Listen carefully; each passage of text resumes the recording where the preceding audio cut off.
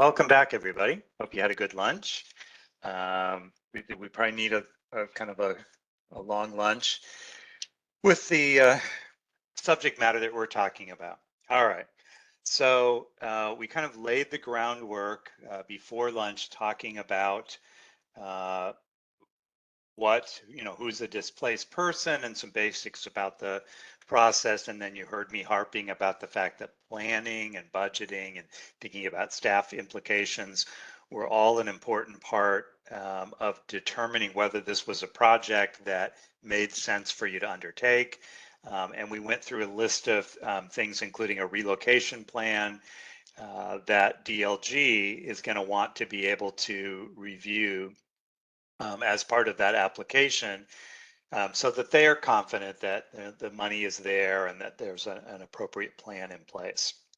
So I think now it's time to start talking through some of the details of the notices that are issued. We'll talk about timing on this and sort of the purpose of what we're trying to accomplish with this. So I mentioned about the fact that this general information notice, the GIN notice, is what you're essentially putting in out as your protection, that there aren't folks that then say, well, I didn't know that I might not be displaced, or what the requirements were, and so I went ahead and moved, and because of that, I'm claiming benefits and being displaced, and there are no limits on that. So the general information notice, the purpose of this is to advise folks that there's a proposed project. It might not happen, and certainly with a competitive process, we oftentimes see projects where this notice is sent out, and then at some later point, a notice is sent back to folks saying, this project is not moving forward, and then maybe they reapply again, a year later, and so another notice is sent. But this is giving them the heads up that there's a potential for a project. They are advised not to move prematurely, and so essentially, if they've been given the GIN notice and they go ahead and move, they may potentially have made themselves ineligible for any benefits that were provided to them. And in some cases, as I mentioned, you might already know that no one with this proposed project would be permanently displaced. You might be giving the GIN notice along with a notice of non-displacement. It will all kind of depend on the project itself. And then with that would be the HUD booklet, Relocation Assistance to Tenants Displaced from Their Homes. And so that's a canned sort of document that HUD has produced that gives them the basic information about their rights under the relocation. In all of the cases where there is a notice that is provided, the key here is proving that you took these steps, and so we always are going to need to have proof of that delivery of the notice. So sometimes folks will say, well, I'm just going to send these out as certified mail. That might work. For a lot of projects, we hear folks say, no good news comes in certified mail, and that folks are hesitant to pick that up. And so they may have kind of mixed results on this. So I think some projects will say, I'm going to send these out as certified mail. I'll see how many of them I get a receipt back on, so that I'm able to, okay, with those I can verify that they received the notice. And maybe then stage 2 is that you're going to try to hand deliver those. Sometimes if you were talking about a multifamily residential property, we might have the property manager that is going to go around, knock on doors or talk with tenants as they come through the lobby perhaps, and hand them the notice. And when that's being done, there's usually a second sheet, a back page that you ask them to sign, and it simply says, I certify that I received the general information notice. They're signing their name and they're putting the date on it. They're not saying they agree with it. They're not saying that they like what's being proposed for the project, but simply that they received that notice. You would drop that in your file, so you'd be able to show everybody got a GIN notice. And typically I would see that GIN notice be submitted along with your application to DLG and things like the relocation plan that we talked about. I would think anytime you are looking at a project that includes relocation, it would make sense to be calling DLG, talking to them early and maybe often about that project, talk through the details with them. They can help you think through the implications on it, think through that decision about whether it makes sense, but also, um, you know, pulling together this information to be able to include that. So general information notice, timing on this is as soon as possible. We definitely need it at the point that then an application is coming in so that that project is formally being proposed. But keep in mind, before you submitted an application to DLG, you're presumably going to city council, taking other actions where publicly it's out there that you have an intent to apply for and use federal dollars on this project. And so as soon as you're in that process, it makes sense to get those GIN notices out as quickly as possible.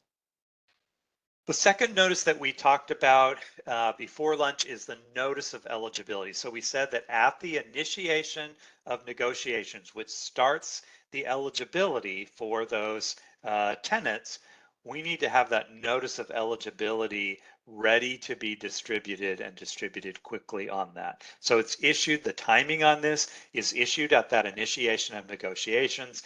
Typically that's going to be the submission of an application. And that notice of eligibility will include having gone through that process in determining you're looking at 3 units and then choosing one that is the most comparable, sort of like if you were doing an appraisal methodology. And then based on that comparable unit that you've identified, you would be making the calculation of what's the amount of replacement housing assistance that's going to be provided to them, and also moving expenses. So keep in mind that this is based on where they currently live, also their income.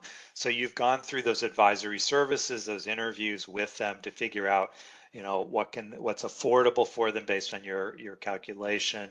What are their specific needs on that? And again, they're getting a HUD booklet on that. And the bottom point here is kind of important, and we hear this from time to time, where folks will say, well, I will use the example of the economic development where we're buying a house and the owner is saying, well, that's my nephew. And I said to my nephew, we're going to try to sell this, but in the meantime, you're welcome to live there. Well, the uncle may feel that it's perfectly fine to waive the relocation rights for that nephew who's living maybe rent-free in that house, but URA doesn't really recognize that. So that it's going to be, in pretty much any situation, going to be considered to be suspicious or questionable, even if you had this detailed proposal in the file that the displaced person signed and said, oh, I don't need any displacement assistance. That's not going to fly on that. All right, and then so as part of our process, after we've issued the GIN notice, we're going through our advisory services, we're getting ready to be able to issue either the notice of eligibility or the notice of non-displacement. So we've made that determination, and then for those that are going to be able to stay on that property, even if they have to be temporarily relocated at some point during the work on that property, we're going to issue them a notice of non-displacement, and that will be handed out at the same time that we might be giving notices to those who will be displaced. We would have the notice of non-displacement for the other folks, and that means that they're going to be able to stay on the site. They're going to be have a suitable, affordable unit. And so, again, we could have somebody, when we talk about suitable, we could have someone that's living in a 3-bedroom apartment with, I don't know, 1 or 2 people. A suitable unit might not be a 3-bedroom unit. It might be a 1 or 2-bedroom unit for them. But they are still remaining on site. It's still affordable. we're in decent, safe, and sanitary units at that point. And so they will have received that non-displacement notice. And as we mentioned before lunch, that doesn't preclude us from having to temporarily relocate that person for up to 12 months, as long as at the end of the project they're able to remain on site in a suitable, affordable unit. They're considered to be non-displaced. All right. Thinking about then, some folks are going to be temporarily relocated. When we talk about temporary relocation, we don't have the same sort of rigid timelines, giving a 90-day notice before we need someone to move out. So we are asked to give written notice at a reasonable time period and that move out notice. So let's say we've informed all of our households in this building that they are going to be there non-displaced. So they will be able to be there at the end of that project. But maybe our scope of work is we're going to replace all of the floor coverings. We're going to put in new windows. We're going to make some nice improvements to those units. So a few units at a time, we're going to need to move those folks out. Maybe it's for 2 weeks at the most, and then they'll be able to return. So we would issue that temporary relocation notice, letting them know as soon as possible, but we don't have, some 60-day, 30-day specific notice on that. A lot of times projects will say, we'll do a meeting with all of the tenants, tell them about what's planned. I used to be sent out by a nonprofit that worked with the elderly, and they would fly me around the country to essentially deliver the bad news. And then they would do everything else that seemed more positive. So I would fly in. All of the seniors would be, in the common space, and they'd be on their oxygen tank and in a wheelchair, and I'd be telling them, the great news is you're getting all new windows and you're getting a new refrigerator, and they'd be all excited. And then I'd have to say, to get this done, you're all going to have to be moved out of here temporarily, which was real stressful for them. But so as part of this, we're going to give that reasonable time frame, and we're going to give them notice about when they need to move. And kind of depending on the population and the logistics on this will inform the timing. And this might be as simple as you had a couple of vacant units, you've already done those, and you're going to move that tenant to another unit. So maybe they're moving down the hall, they're moving to another floor.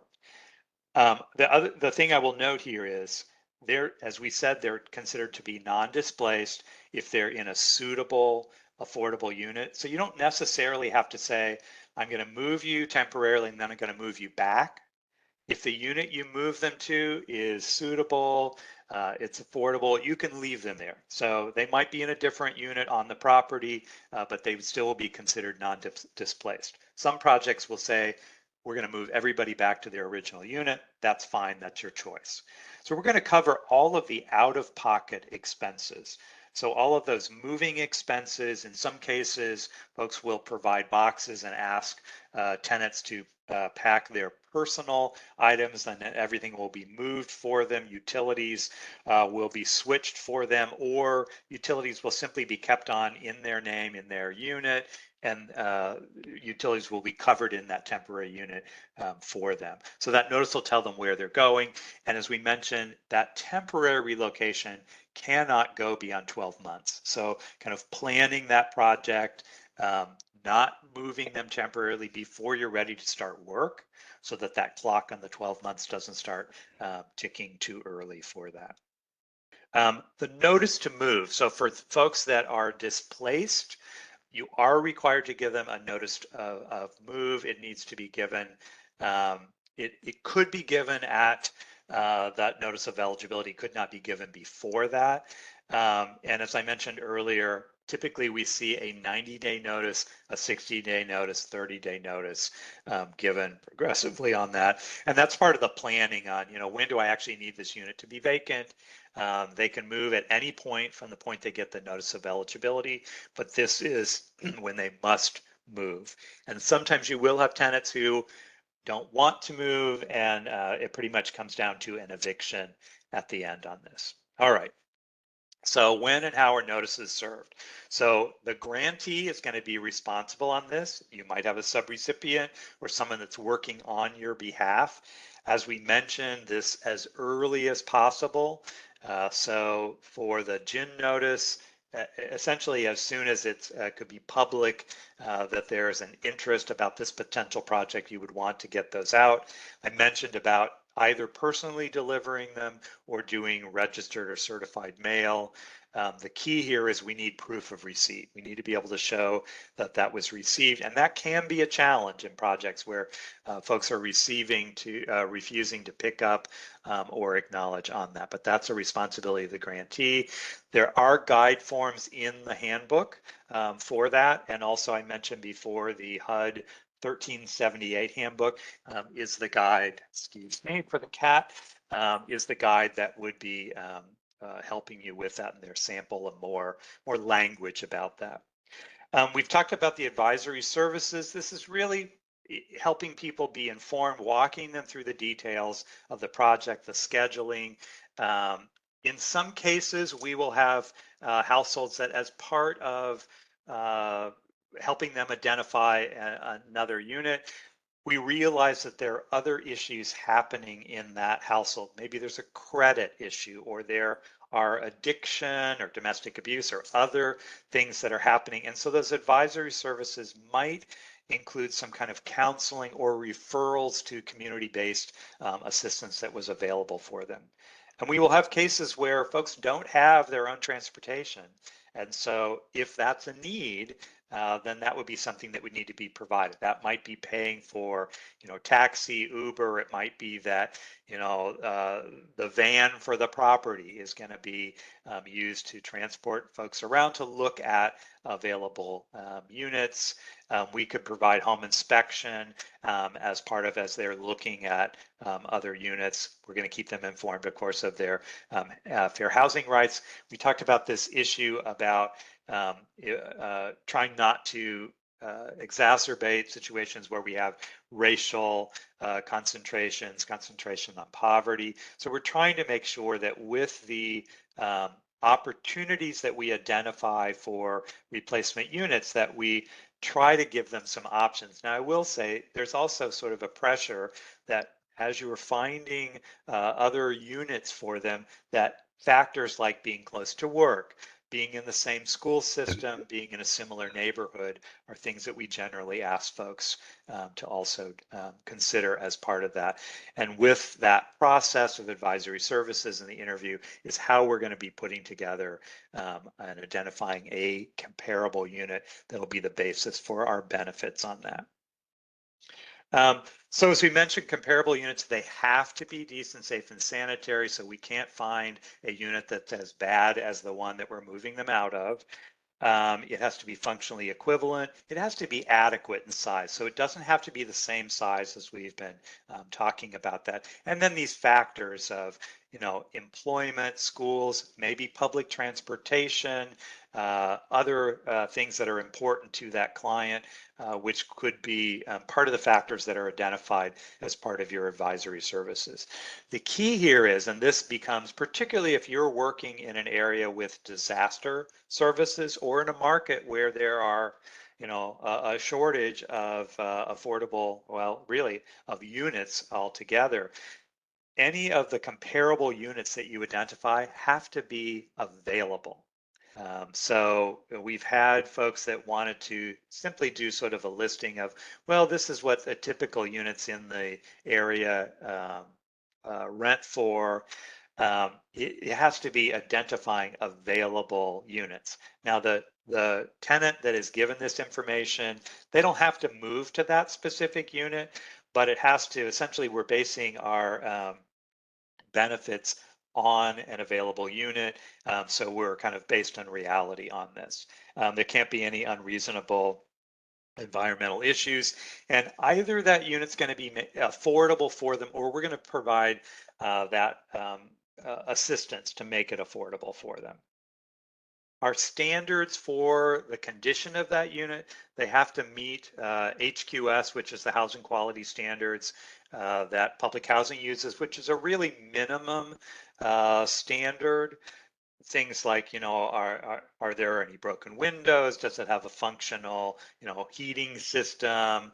Those sorts of things. But keep in mind, you may have local codes, occupancy codes that apply for rental housing. And so those would also have to be taken into effect on that. So, these are just some examples of things that would be taken into effect. And particularly when we have a household that needs an accommodation for accessibility or, hearing or vision impaired, that should be considered on that.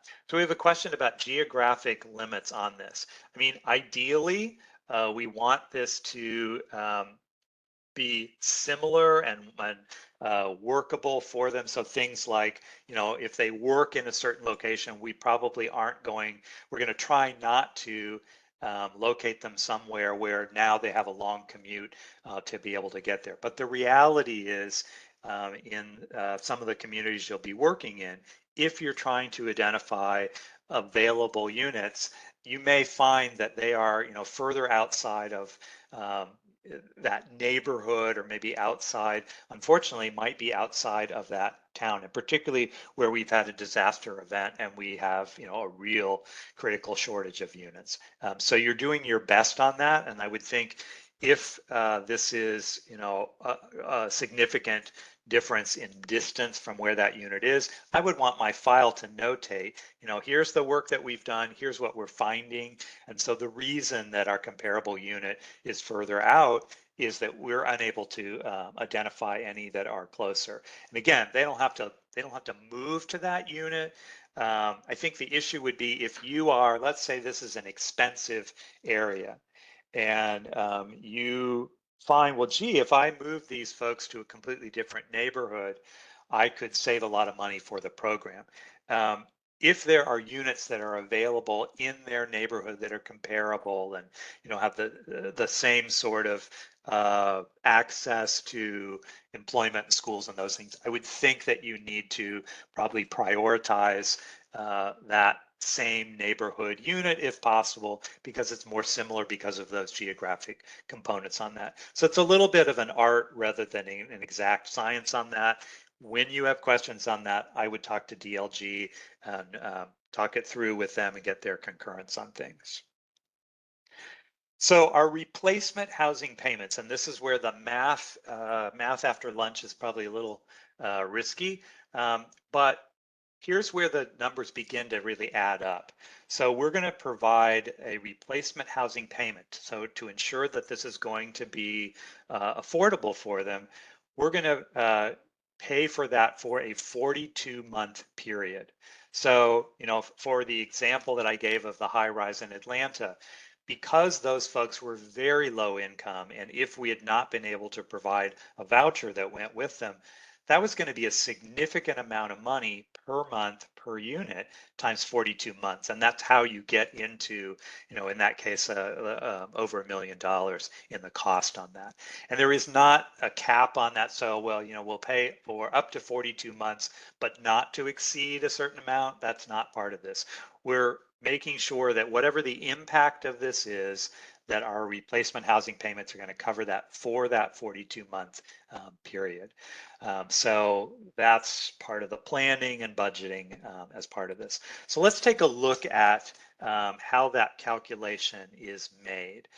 So where we have, let's look on the left side first. So we're looking at what their old rent is versus their ability to pay.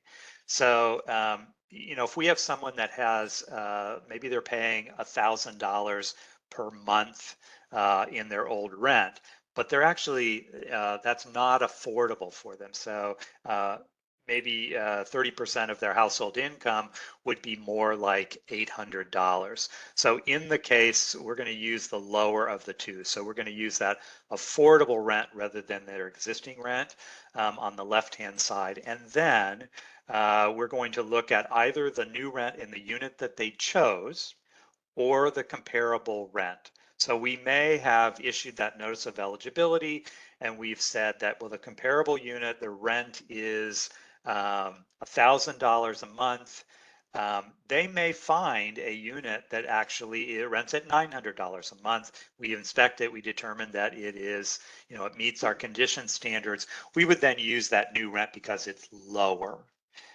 So we're not going to over subsidize this, but if they may choose that we want to live closer to where I work, I'm going to agree to pay $1,200 a month. We're not going to use that as our calculation point. We're going to use our comparable that we gave in that notice of eligibility, and so we're going to calculate out what that monthly benefit would be in the difference between either the old rent or what's affordable for them and either the new rent or what our cap was in that comparable.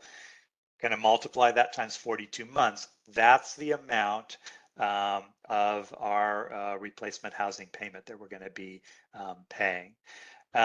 This is specifically for low-income households, and it can't be used. There are some specific language in relocation that if we have someone that was less than a 90-day tenant, then there are limits on how much that we're going to pay on this. But this is our general calculation. And so in this example, we've got our old rent is actually higher than what they can afford. I think in a lot of communities, you might have to add $1,000 to what those rent limits are. And so when we looked at available units, in this case, our comparable is set at 525. They've chosen a little more expensive of a unit at 575. And so our difference between what's affordable and our comparable is $225. And we're going to then provide that for a 42-month period. So we're looking at a total of $9,450. And so with that, I'll just mention the rules are on these payments that you cannot give them a lump sum payment. One can only imagine that there must have been some earlier projects where a tenant was provided a large amount of money and it wasn't used well. And then there were issues about, well, gosh, I'm homeless now because my funds are gone. So typically these rent subsidies are either being paid on a monthly or a quarterly basis. There's not language in the regs that are more definitive on that. But it would certainly could not be a lump sum payment that's being made. All right, so let's talk about, so in addition to making that unit affordable based on our replacement housing payment, we're also going to be paying all the other out-of-pocket expenses. So we're going to be paying for their moving expenses. And we have three ways that we could do that. We could have a commercial mover move them, and we would pay what the mover charges for that. We could allow them to move themselves and provide receipts, and then we would reimburse them for all their actual costs. So they might say, we're going to get boxes, we're going to rent a U-Haul, we're going to move everything, and then we're going to come back with all of our receipts for all of that, the fuel for that truck, and the rental costs for that, and you would reimburse them for that. We'll talk about eligible costs a little bit more on this. But the other alternative is then you could use a fixed payment, and that's based on DOT's Department of Transportation. So there are Department of Transportation schedules, which based on the number of rooms would allow you to then calculate, okay, you get a set amount of payment, and we would pay that to the household. They could select any one of these, and they could say, okay, I'm going to take the Department of Transportation amount, which is $1,200. If they go get boxes, have friends with trucks, it might cost them a fraction of that, but they could choose that fixed payment and pocket a little money. That would be allowable. You have the documentation in the file on the basis for how you made that payment based on that fixed payment schedule. Let's see. All right, so let's talk about moving expenses. So with that fixed allowance, It allows that displaced person to choose. They can use that Department of Transportation schedule. As I mentioned, it's based on number of rooms. And there are a list of eligible and ineligible moving expenses that are part of that. And I worked on a couple of projects where there were major problems, and we went back in to try to clean things up. And we had folks coming forward with all sorts of expenses. And so it's important to be able to point to the criteria on why you are going to say yes or no to some of these. And then we have some special rules for circumstances. So if they're living in a congregate sleeping space, then we're going to limit that payment to $100. So they don't have furnishings. They're taking their limited personal possessions that they have in that area and moving that. And so we just have a fixed compensation of $100 that would be part of that. For homeless persons, we need to be able to show actuals on that. And then for public housing tenants, we treat this a little bit different. If the PHA is going to move the tenant, there's a set amount of $50. If the PHA is not going to move the tenant, then the family could choose either actual or fixed for that. A lot of times the PHA themselves will move that tenant as part of this. And Angela, I saw you pop on for a minute and then go. Are there Oh, here's a question in the thing. Let's see. Is rent in this case just the cost of the unit? Does it include or take into account utilities? It is. When we talk about rent, it's rent and utilities. Anything that the tenant themselves is responsible for. I'm glad you asked that question. And you'll see if you were doing this that there are standard forms to make that calculation. They'll be asking those questions about the utilities to walk you through those calculations. So for temporary relocation for owner occupants, I'm going to clarify and very carefully call this optional relocation.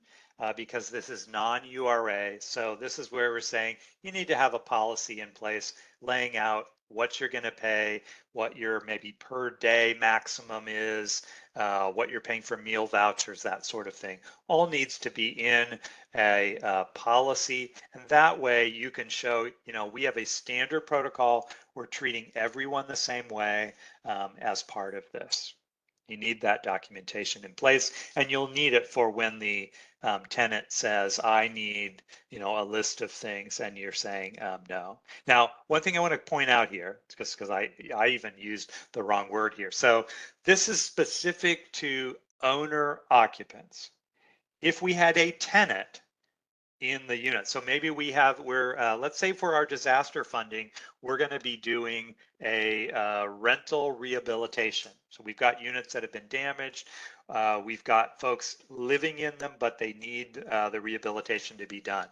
If that occupant of the unit is a tenant, they are not exempt. They're not waived from Uniform Relocation Act. It's only the owner who's voluntarily part of a project that we're going to be dealing with under optional. So if it's a tenant, we're going to be following the URA requirements as opposed to your own policy that you've put together.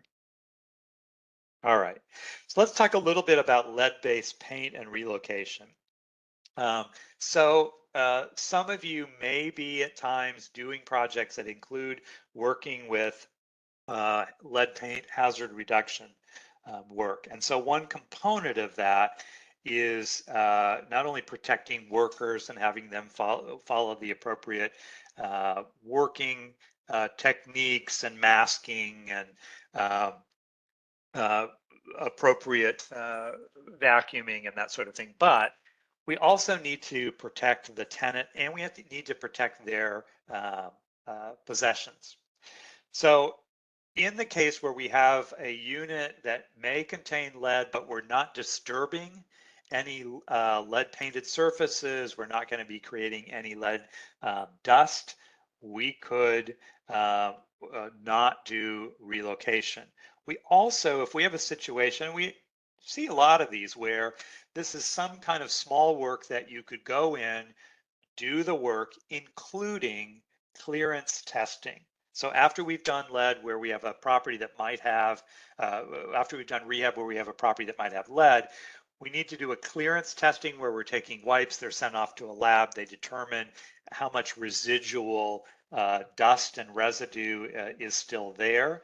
If they can pass that clearance test and found to have brought those levels down to an acceptable level, if they can do all of that within an 8 daytime hour time period, they can simply say to that tenant, you're going to need to be out of that unit for this 8-hour period.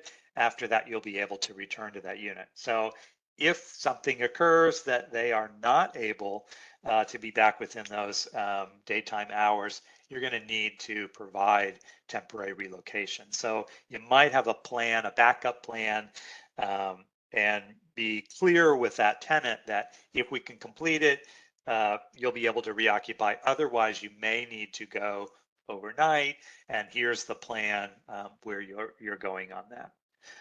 In some cases, we're just working on the exterior and we can seal off openings to protect from any contamination on the interior. That would also be allowable.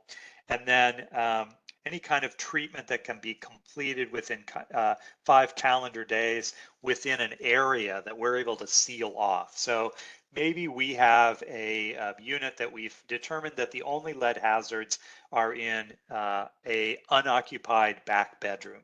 So we could seal that off. The rest of the unit will be prevented from being contaminated, and we can get this all done within that 5-day period and allow them to reoccupy that.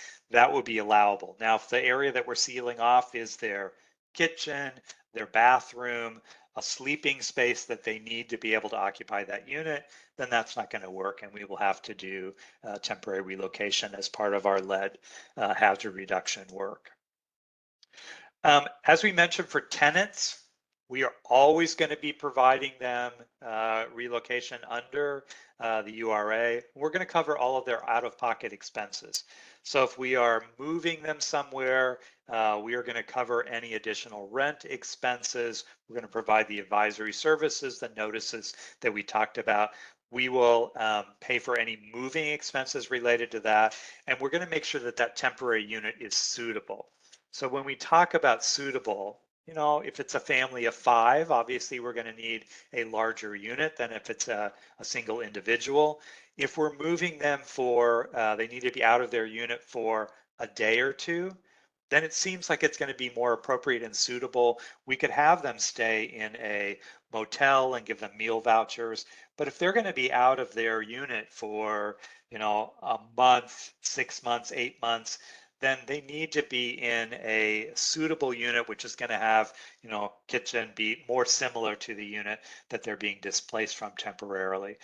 So all of that becomes part of your evaluation and determining where should we be relocating these folks to and identifying units that are going to work for you. All right, so that's talking about for individuals. We, as I mentioned, sometimes also are going to be dealing with a commercial relocation. So commercial relocation is a bit different. There certainly are some similarities, but we sort of have a different approach on this. So this is any non-residential, could be commercial, could be, you know, business, nonprofit that is being displaced as part of this. And so they are going to be due benefits under Uniform Relocation Act. This would be for a for-profit business that's engaged in some lawful activity. So, you know, if your drug dealer is going to be displaced, we're not going to recognize that as a lawful for-profit business. But this would also include a nonprofit organization, and a farm would also be. So we, you know, you could be moving cows and hay and other things like that. Hopefully not, but that is a possibility. So with that, we have a GIN notice that's a little different because of the fact that we're dealing with a business rather than an individual. And it's simply saying, again, about there's the potential of the project, telling them not to move, describing the rights and benefits that they would have under Uniform Relocation Act. It also gives them the HUD brochure, and the appeal lets them know that there is an appeal process as part of that. So at the point then that we have start the initiation of negotiation. So we said GIN notice always goes out at that earliest point when we know that there's a possibility. At the point with that initiation of negotiations where we're going forward, either the state might be funding your application that's been submitted, or we are beginning to negotiate with an individual property owner. That triggers the effective date for the eligibility, so we need to be able to give them a benefit letter which will describe, again, the assistance and procedures on that. And we could, as part of that, deliver that 90-day move notice if that was going to be appropriate. So when we talk about commercial or non-residential, we're going to be paying their actual moving expenses, anything that's necessary and reasonable. But in some cases, we also will have, let's say we have a, I don't know, printing business and has a large printing presses that have been essentially permanently installed in that structure and aren't going to be either able to be moved, or in some cases, it's actually going to be more cost effective to simply replace those. Those would be expenses that would be covered. And here's the unsettling. There's no upper limit on this. So this could become expensive on that. And in addition, they might qualify then for a reestablishment payment. So if I'm a business, I have a website, I might have, I suppose this day and age, not as much with like stationery or checks or that sort of thing, but there can be expenses related to reestablishing your business at that alternative location. And so that could be a factor. So I see we've got a question here about what do communities with serious affordable housing shortages do for relocation? So it's a big challenge, and it's particularly a challenge where we have something like a disaster, where even some of the existing supply of housing overall has been damaged. So we've got folks that normally might be in their own houses who are now occupying units that might have been available for rent. So I don't know that there are any easy answers on this. We certainly have with disasters. I will tell you, I've been working in Hawaii on the Big Island, where we had neighborhoods that were inundated with lava. So you've got folks that either their houses are, burned to the ground, or we have some that the house is in perfect condition, but the lawn is 1500 degrees right now. So they can't occupy that unit. Roads are covered with lava, all that. So there's not enough available housing in that area. We have folks that are on other islands. We also have folks that are in, California and other areas because they've had to temporarily move out of that area. So I think the best you may be able to do, particularly if you've got something that's like a multifamily thing, is really look at, is there a way for me to stage this in a way that I'm going to move just a few people and fix their units and then be shifting people around so that I'm not looking for temporary relocation for so many people at the same time. When it's permanent relocation, it's a real challenge. What you're held to do here is to follow the URA, provide them with their benefit letter, and identify a comparable unit that's available at that point. And you could have a project where permanently being displaced were maybe 50 people. They each could have a notice that had the same available unit, but it does have to be available. So they might take those benefits and say, I can't find a unit here. I'm going to relocate. That would be okay. It's a loss for that community. But that is one of the big challenges, and particularly in dealing with disasters.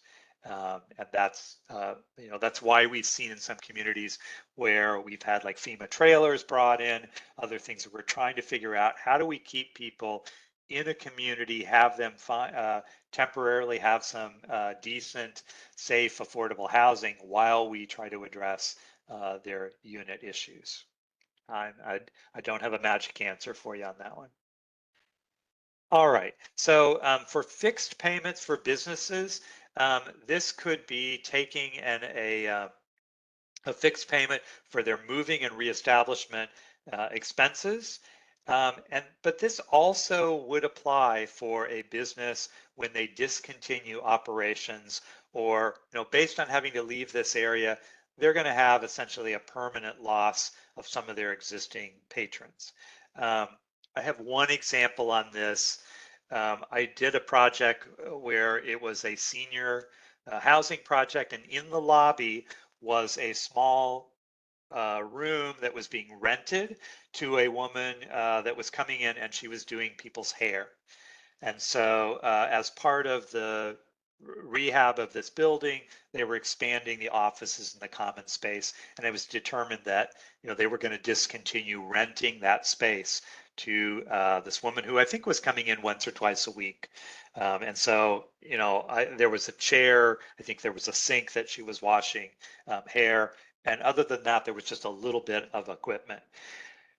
Because she was operating a business, she she was eligible for assistance. She chose to discontinue operations. And so we went back through looking at documenting the revenue that was coming from that business. And she was then paid based on that calculation. And I don't think we need to go through the logistics on that. It doesn't happen very often, but there is a methodology that even when they choose to close their operation, that they would be eligible for some compensation, because this is seen as being an impact of the project that you funded with CDBG funds. So it's based on the earnings over a 2-year period, and then divided in half. So we're taking an average. There's a minimum and a maximum on these. And if we have multiple businesses, we're only going to make one payment and proportionally provide that to those businesses. All right. So that was, we've talked about URA, both permanent and temporary relocation. We have also talked about a little bit about commercial. We're also then going to talk about our relocation for families. And I was trying to see on the schedule, maybe it's time. Yeah, I mean, even include a break in the afternoon on this. I'm going to go just a little bit, and then I think we will take a break because I'm guessing folks need it. So let's talk a little bit about 104D. So we said this is, we talked about, it's sometimes called the Barney Frank Amendment. It's about the elimination of affordable housing units. And we said that there was one aspect of that that is about compensating the occupants that are displaced. So in this case, it's only for LMI individuals. And it's only when 104D is triggered, which means that we are eliminating a unit of affordable housing through either conversion or demolition on that. There are similar standard notices that are part of that. And in, I think, all cases, those individuals that qualify under Section 104D would also qualify under URA. So they're going to get a notice, that notice of eligibility under URA, telling them what their benefits are under URA. They will get a similar notice then under Section 104D. And so 2 different programs, 2 different calculation methodologies, so different numbers, and that household is then going to make a choice on which they actually are going to choose. So you'll see that our calculation methodology is going to be a little bit different because we're looking at total tenant payment. We've got a bouncing cat here. and making an adjustment here. But the big thing is, you'll notice at the bottom, our calculation is based on 60 months instead of 42. So generally, we're going to see that payment that we're going to be making under 104D is going to be higher. And so most tenants, when they look at their two options, are going to take the one that provides some additional money. We're not going to go into detail on this particularly, and you're not going to be asked to report that on the test. But if we had a Section 104D relocation, there is a methodology and further guidance that DLG could work with you on. All right, so let's talk about the one-for-one replacement. As we talked about, this is going to be required when we eliminate part of that affordable housing supply. It's only for units that qualified as low or moderate units, so it would have to be affordable, and it would either have to be occupied or considered to be occupiable. And so if we have a unit that we look at the condition and determine it's not occupiable, it couldn't, with some kind of minimal investment, be made occupiable, that's going to be exempted from a requirement to replace that. If we demolish or convert a unit, we have eliminated that unit of affordable housing, and so it will require replacement. So our replacement units, we've got some flexibility and a little bit of time on this. So they generally need to be within the same jurisdiction, and they should be, as much as possible, within that same neighborhood.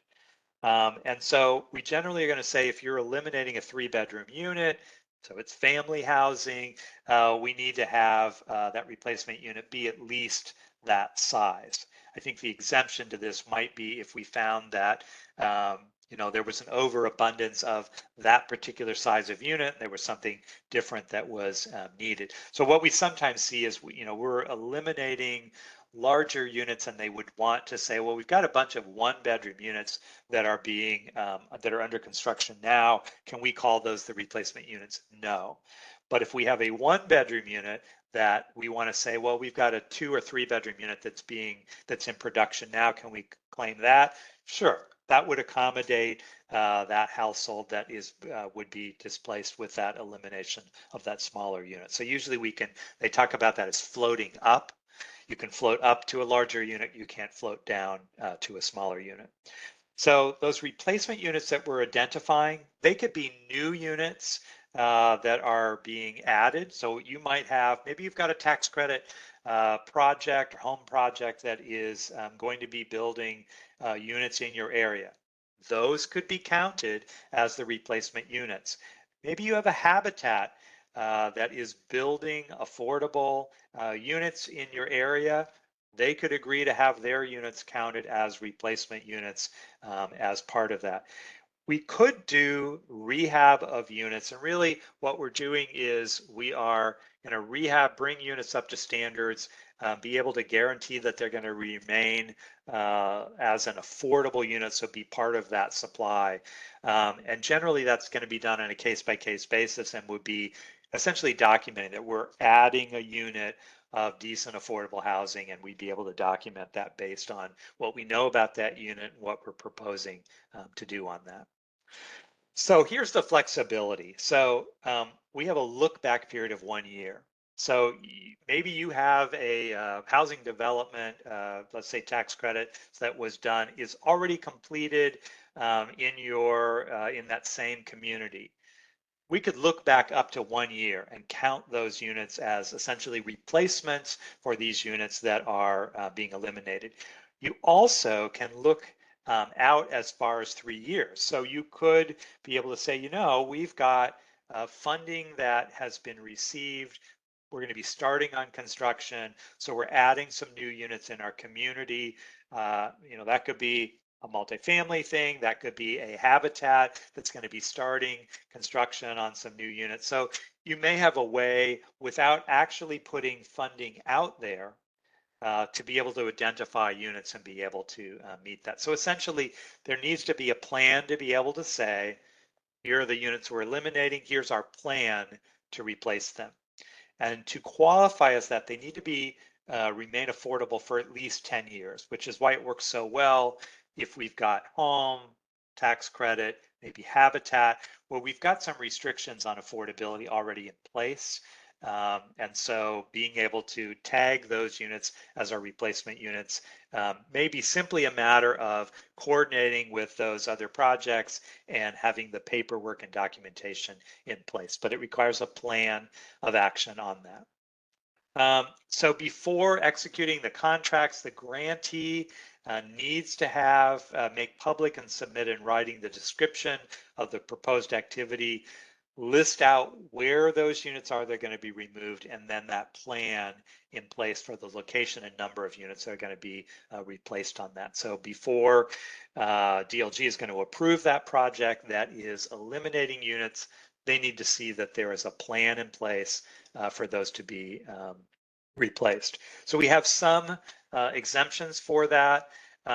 We could have a community, I don't know where that would be, but we could have a community that could show that we've got more than enough affordable housing. And so you could be exempted from that. We also, I mentioned we could have units that are so far gone that they're not occupied and they're not considered to be occupiable. They could be exempted from that. With disaster funding, it's very common that the replacement requirements under 104D are waived. So we might have a community that was eliminating units that were in the flood zone with a waiver in place for those disaster funds. They may not have a requirement on replacement on that. That exception needs to be in place before the activity begins.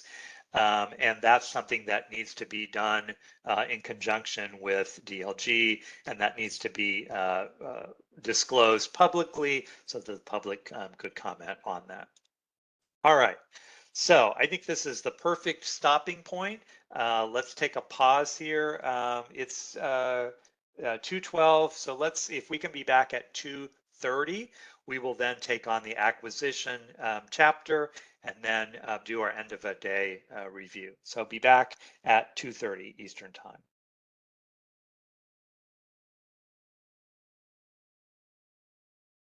Open up my Q&A just to make sure.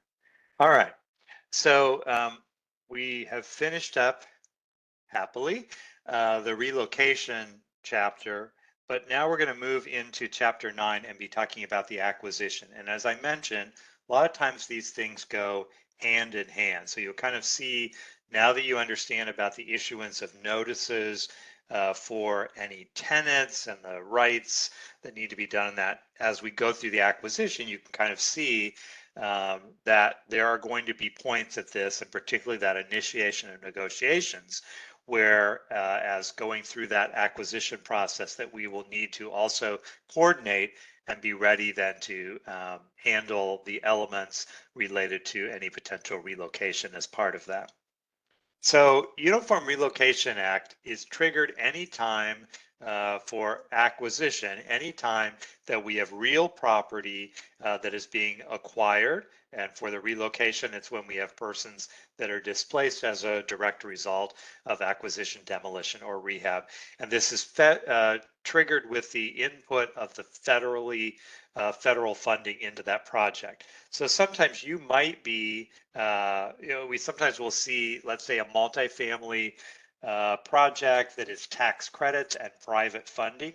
Tax credits are not considered to be federal dollars because it's an IRS program with equity investors.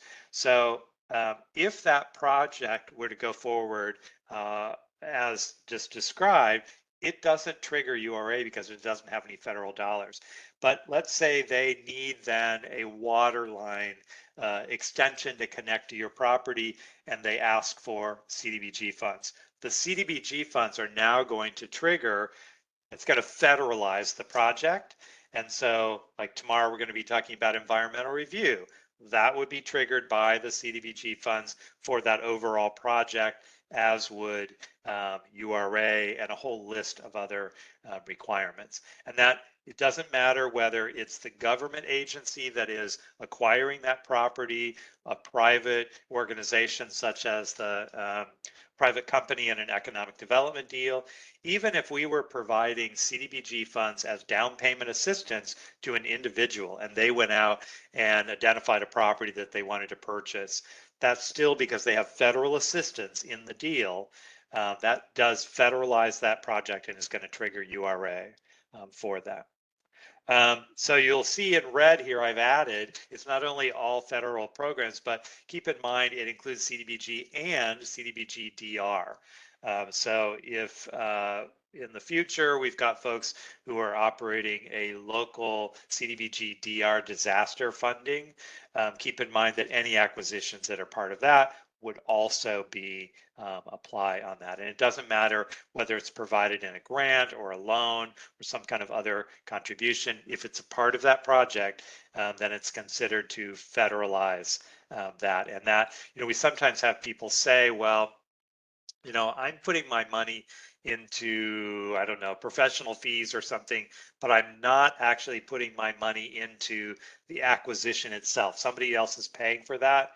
It's the overall project, and if the project includes acquisition and you have your CDBG dollars in there, URA is going to apply.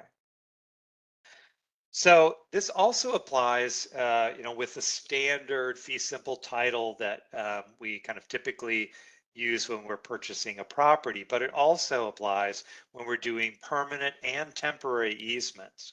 So if you think about, if I was doing, let's say I'm running a sewer line, and I'm going to have a permanent easement for that sewer line, but I may then have a work area that I need. I might be like storing heavy equipment, the piping, all of that. And so temporarily I may have some additional land that is going to be under a temporary easement. All of that is covered under Uniform Relocation Act as an acquisition, even though it might not be permanent.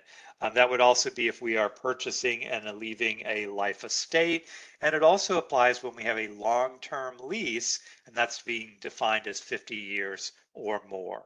So it's a form of taking, of ownership and control of real property, and so it is covered under this. So I want to kind of take us back to, I said in the beginning that URA really came out of urban renewal and the federal freeway system because of all the acquisitions that were done. And in those cases, you had an individual dealing with the federal government, with the state government, and they were being told, we're going to purchase your property. You don't really have a right to say no because we have the power of eminent domain. If you don't negotiate with us, we're going to take it. And some of those individuals, it was felt, were not compensated appropriately. And part of that was a concern that they may not have actually known what the value of their property was. My father passed away right before the pandemic, but he built the house that I grew up in the 1950s, and really didn't have, in his 90s, did not have a current idea of what value was. And that's, some of the examples from some of those earlier takings were where we had an elderly person that didn't really know what current value was for their property. And so there was concern about people being informed on that. So you'll see as we go through this, some of these protections based on concerns from those two major federal projects are why we have these rules and why they look the way we do. So as we said, it covers no matter who is making the purchase. So it could be you, the county or city. It could be a nonprofit or a for-profit entity like the economic development company recipient that's going to buy a parcel of land. It could be somebody acting on behalf of one of the folks on the list. But it also, as I mentioned, would include a home buyer that was simply getting down payment assistance. So we have a couple of terms here I want to define, and then we'll kind of use those as we go forward. So In some projects, we will talk about this as falling under subpart B of the URA. So subpart B is for involuntary acquisition, and it essentially is the more complicated version. We will be talking about also a more streamlined acquisition, which is called voluntary acquisition. So it's not, voluntary acquisition is not subject to the subpart B requirements. And we'll go through those in detail. I've already mentioned about this issue of eminent domain and condemnation. So essentially, under an involuntary transaction, when that purchaser has the power of eminent domain and has not waived it, that means that, you know, if the seller of that property doesn't want to sell, doesn't like the price that we're offering, they can simply use their eminent domain power, go through the court system, and go through a condemnation process with the courts and take ownership of that property. And so we'll be talking about that as part of involuntary. So the cognitive state agency for acquisition and relocation is the Department of Transportation. They kind of set the rules. And then we've talked about under relocation already this initiation of negotiations. And essentially that's at the point when we have triggered the benefits under URA.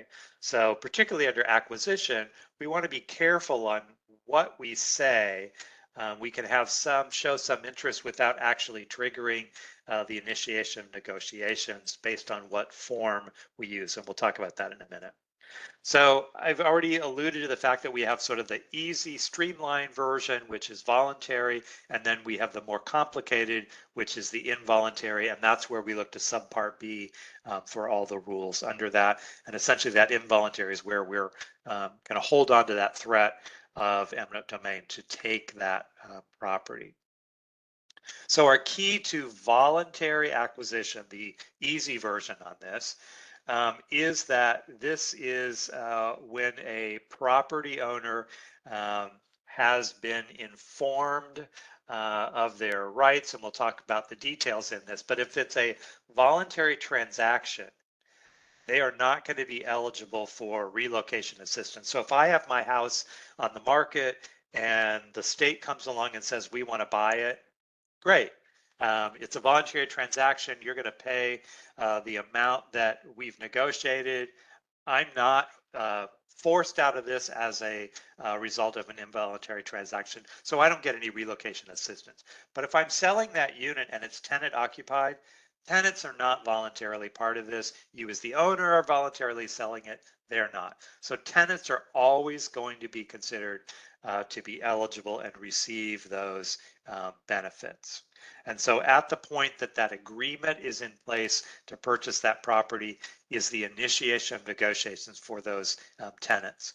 So when we talked earlier under relocation and, you know, at the fact that when we have that initiation of negotiations, we need to be able to issue the notice of eligibility or the notice of non-displacement.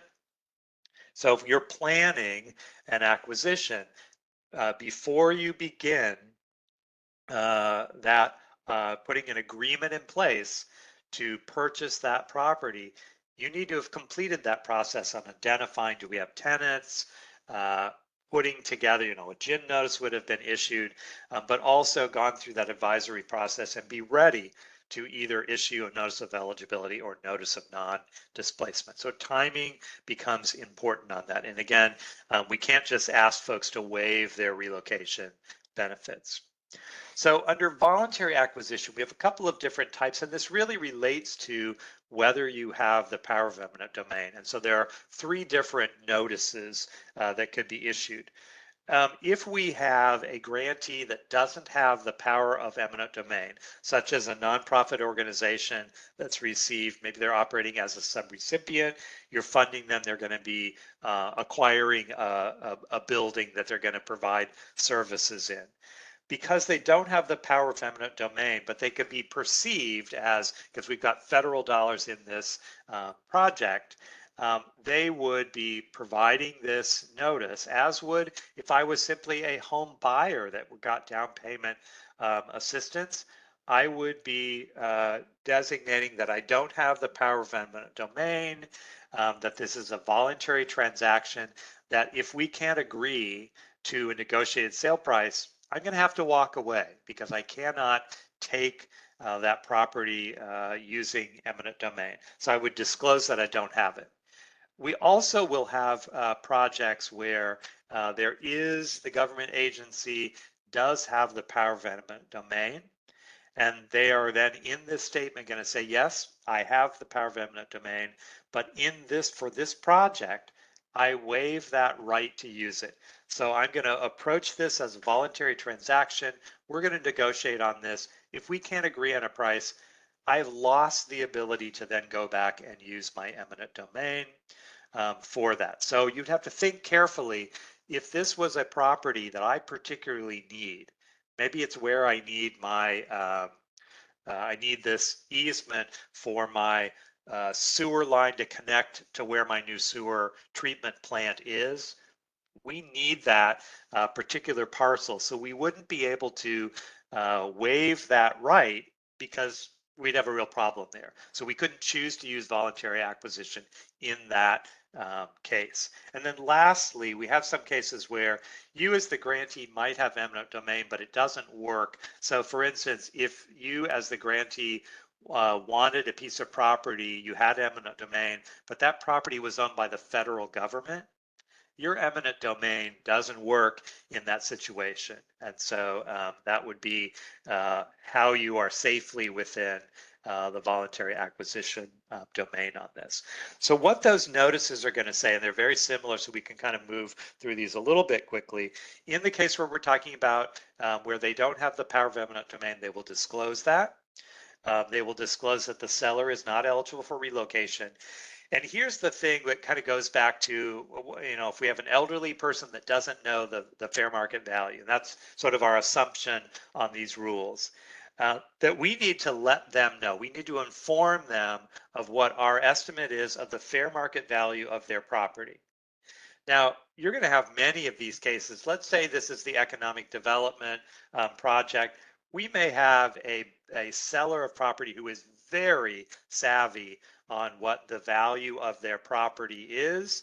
It may already be listed and they've put a price on it. They put a value on their property, but we still need to do this disclosure form and disclose that fair market value. Does not mean that we have to pay that amount, but we're going to disclose that, then we can negotiate with that person. To set that fair market value, you're not required to have an appraisal. That would be an important thing to know. I think the elements of this voluntary notice would be something important to know also here. So we don't have to have an appraisal, but we have to have some methodology. So generally, it's someone that's considered to be knowledgeable in the real estate market that would give an opinion on the value on this, and that notice would be provided before we negotiate on this, before there's a sales contract in place. And again, we need to have evidence that that notice was provided. So we're going to ask them to sign and acknowledge that they received that notice, and that will be in the file to be able to show that. In some cases, and particularly on something like economic development, you might have a business that comes to you and says, we want to apply for CDBG funds for our, plant expansion that's going to add some new jobs in the area.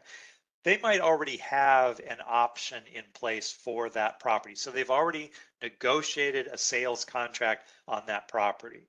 So there is still a way to fix this under the voluntary. We would have to say, they would have to essentially issue a notice to that owner of the property and say, you should have been informed about this. You should have received the voluntary notice, informed of the estimate of fair market value. Here is that notice, and we will allow you, if you want to, cancel our sales contract and renegotiate. Now that you have been informed of the fair market value, you have a right to do that. That will scare people when they, if you're dealing with a company that wants to acquire this property and they've had this option for a while, maybe market prices are going up. they're going to be freaking out when you tell them, well, you got to give this notice and allow people to back out of this sales agreement that you have in place.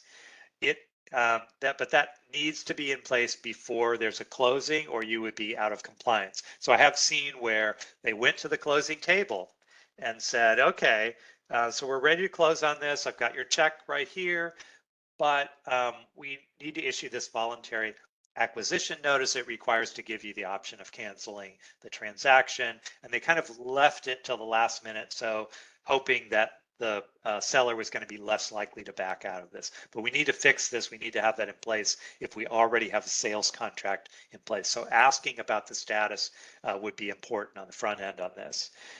Similarly, same sort of thing, if we have a grantee that has the power of eminent domain, they are going to waive that right.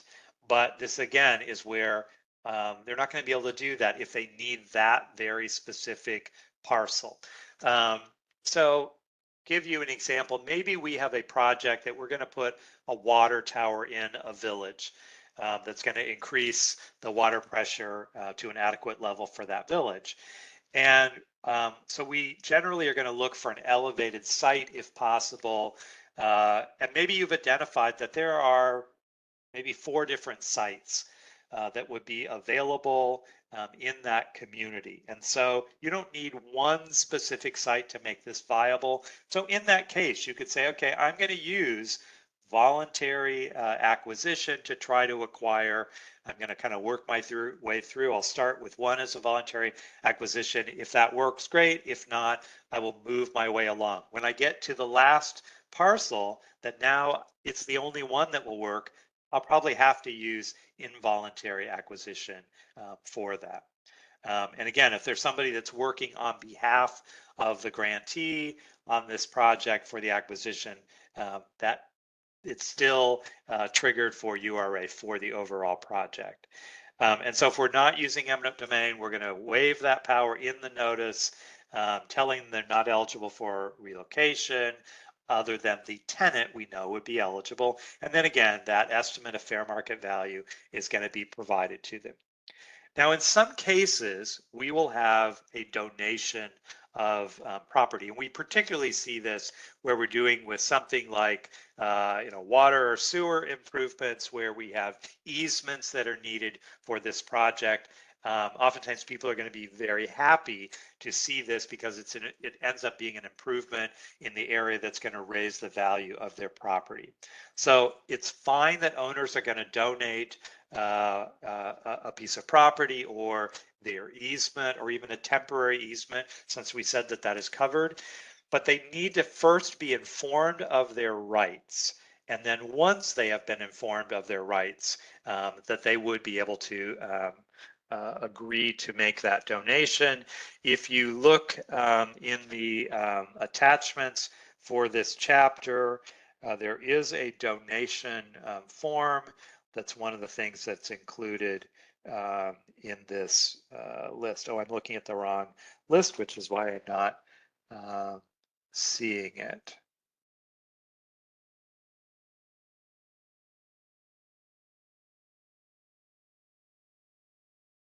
All right, well, it's somewhere there. I'm not going to delay any time further on that. So we would need to make sure that we could show, and usually that disclosure is simply going to say under URA, you have a right to have, the valuation of your property done. You have a right to be compensated, but having been informed of those rights, you can waive those rights. It would be done in writing using the form in the handbook, and then that documentation would be in the file. So that's the easy versions where we're able to do this as a voluntary transaction. We might be doing a donation on this. For projects that we specifically need that particular piece of property, we're going to have to follow the involuntary acquisition process, meaning that we have not waived our right to the use of eminent domain. We still might be able to negotiate this transaction and close without going through the court system for condemnation, but it is there. And Jennifer's been really helpful and looked up. It's on page 9-5 is the information on that. All right. So in an involuntary transaction, we essentially have more steps, more documentation because of a couple of things. First off, we're potentially going to force this transaction.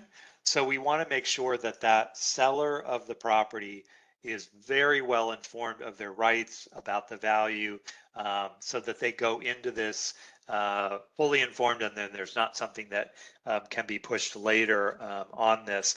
But also because if we end up having, if we can't negotiate with this owner and purchase it without going to court, if we go to the court, we have to file a whole case file, including all of this documentation. So we're working really diligently for involuntary to make sure we have all of our paperwork in order, particularly the valuation on that property, so that if it is challenged, because when they go to court, probably the owner will be submitting their own information. We want to make sure that everything is in good order.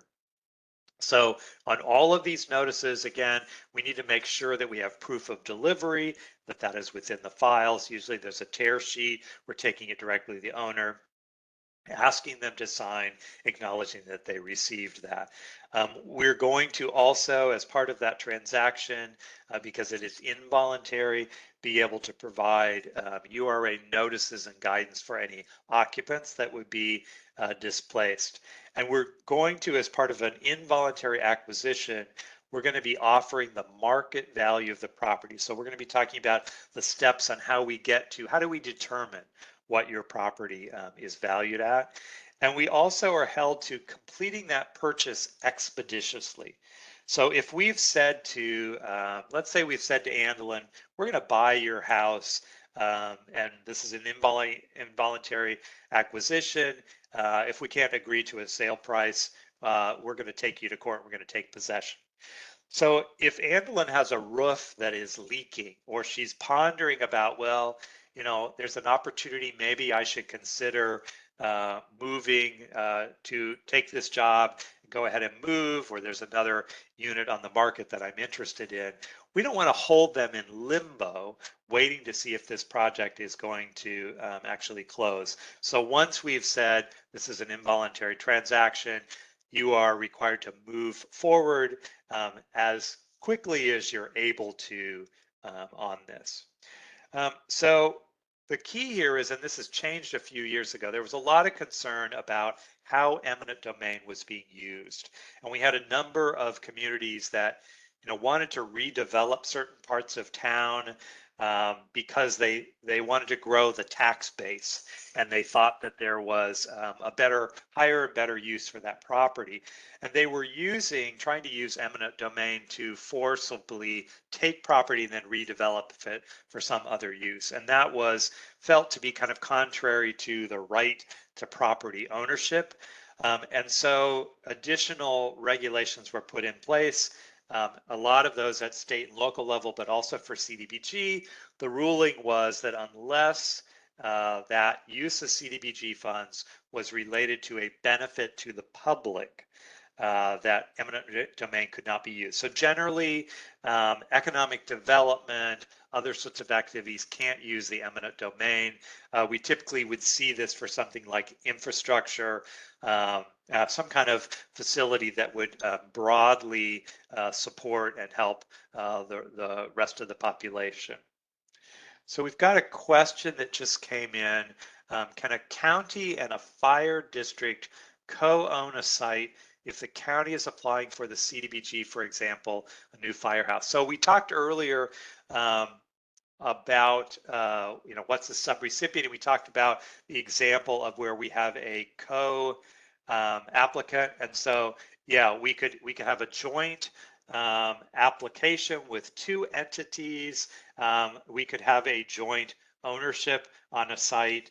And so, yeah, I don't see any issue with that. It's obviously going to need to be clear within the application that comes in on that. But keep in mind that if the acquisition is being done for a project that's going to include the CDBG funds, then it's going to trigger URA. So following the URA requirements, either as voluntary or involuntary, is going to be a necessary component of what you're doing.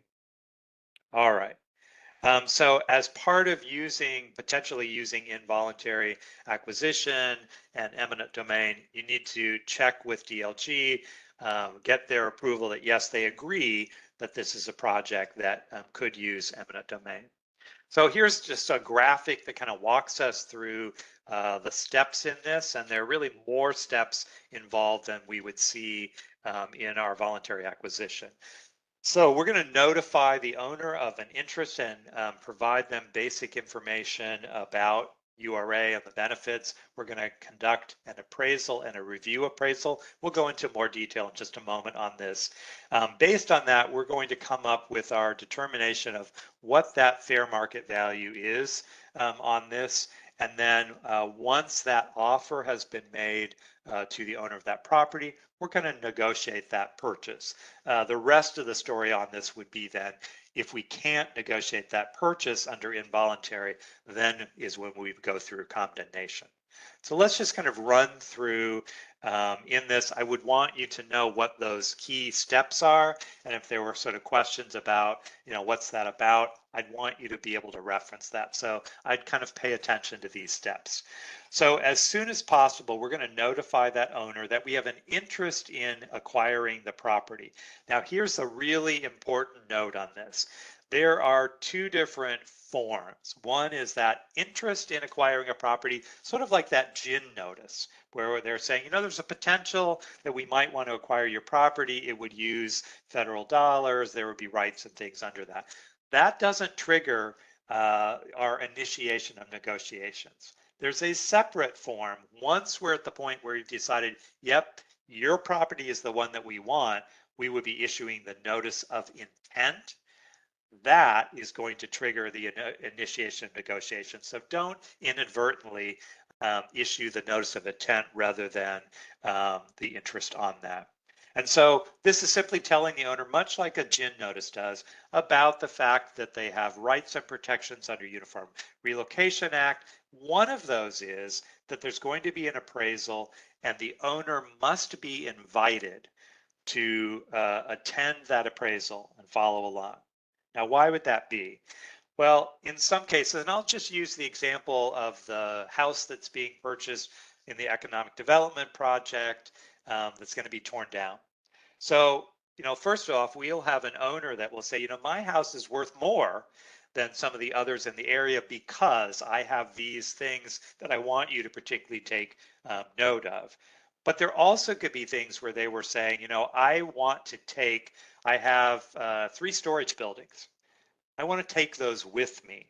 And so as part of the appraisal, the appraiser would say, okay, I'm going to exclude the value of those buildings because the seller is going to take those buildings with him if that was something that was agreeable on this. And so the appraisal would be adjusted on that. So it gives the opportunity for the owner to represent why their property should be valued in a particular way, and some of those details of things that might stay versus go would be part of that.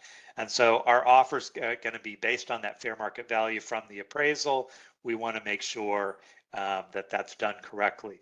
And then knowing whether we have a tenant or owner occupied property and informing them as part of that of the URA protections would be part of that. And we're going to tell them, do not move, the same as we do under the GIN notice, and saying, there may be, if this goes forward, there would be rights and benefits under URA for this.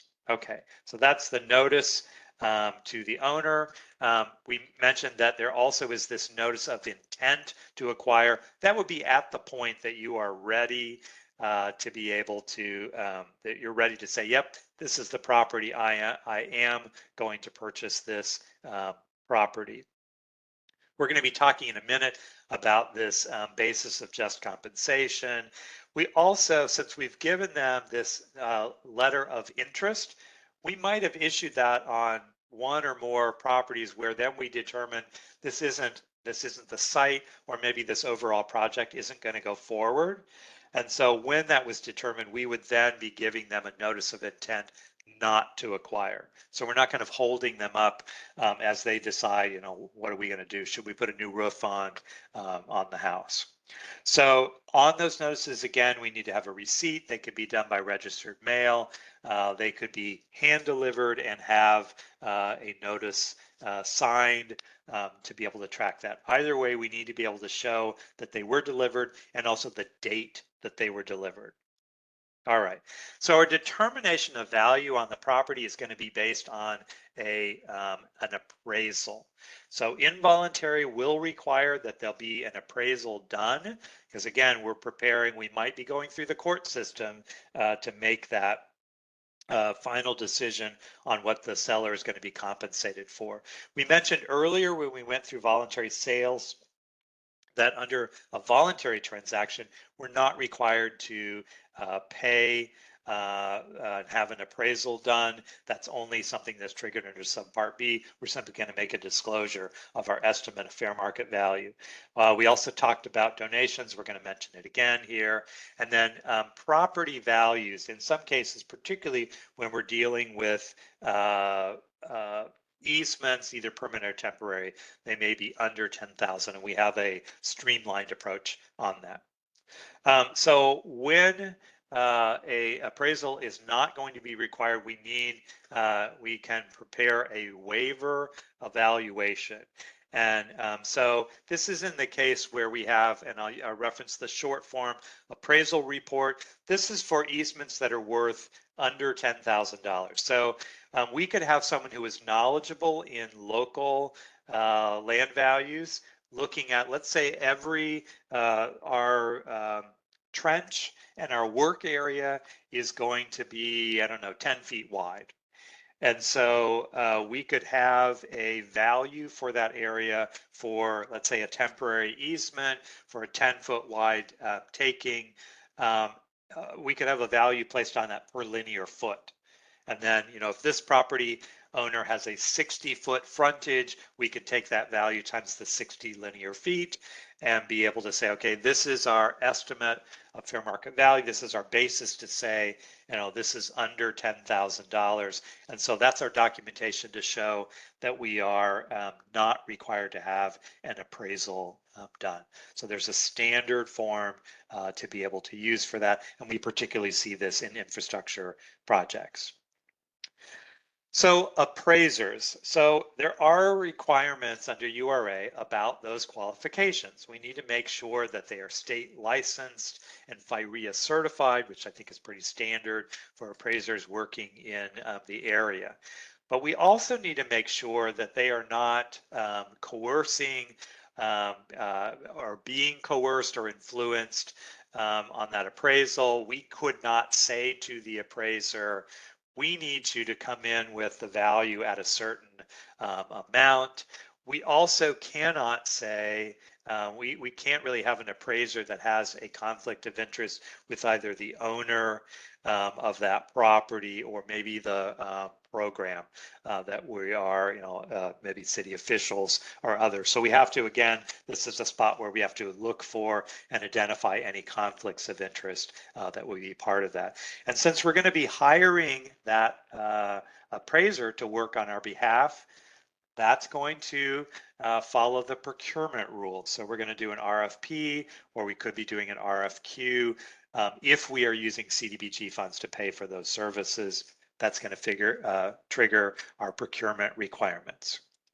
All right, so let's talk a little bit about the process. They need to be following national recognized industry standards. There's going to be a standard scope of work that's required for all of our appraisals.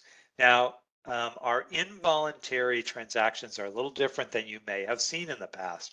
There is a full appraisal that is required, but in addition to that, there is a review appraisal that's we're going to be talking about in just a moment.